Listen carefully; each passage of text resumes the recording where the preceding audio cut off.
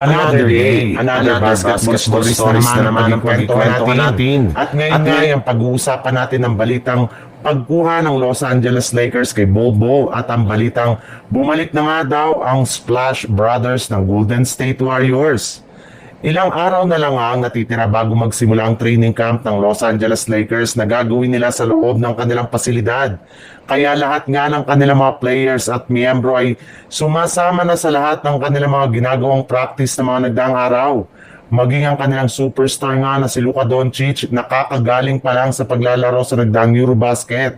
Bilang parte ng Slovenia ay agad-agad rin naman ngang nagpa-practice sa kanilang workout. Pero pinaghinay-hinay muna nga daw po ng Lakers sa paglalaro si Luka since kailangan nga nito na magpahinga at mag-recover mula sa kanyang mga natamong injury sa Eurobasket.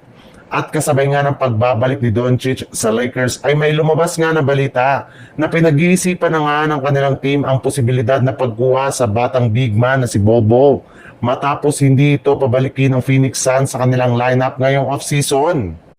Sa ibang balita naman, matapos nga ang ilang linggong pananahimik ng Golden State Warriors, ay may ilang magagandang balita na nga ang nagsilabasa ng mga nagdaang araw. Matapos ikumpirma na kukunin na nga daw ng kanilang front office ang kanilang mga target na players sa free agency market. At isa nga sa mga papipirmahin dito ay ang kapatid ni Stephen Curry na si Seth Curry na gagawin nilang prioridad sa mga susunod na araw. Isa na nga sa mga plano ng Warriors ay ang pagbuo nila ng literal na bagong Splash Brothers sa kanilang lineup. Matagal na rin naman nga nila itong gustong gawin simula ng mabuwag ang tandem ni Klay Thompson at Stephen Curry. Alam nga po nila na sobrang mapagkakatiwalaan ng shooting ni Seth Curry sa 3-point line na mas lalong magpapalakas pa sa kanilang opensa.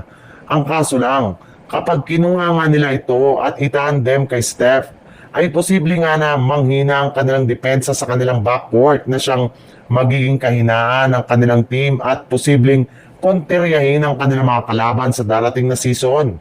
Kaya posible nga na limitahan lamang nila ang paggamit ng sabay sa dalawang ito sa loob ng court.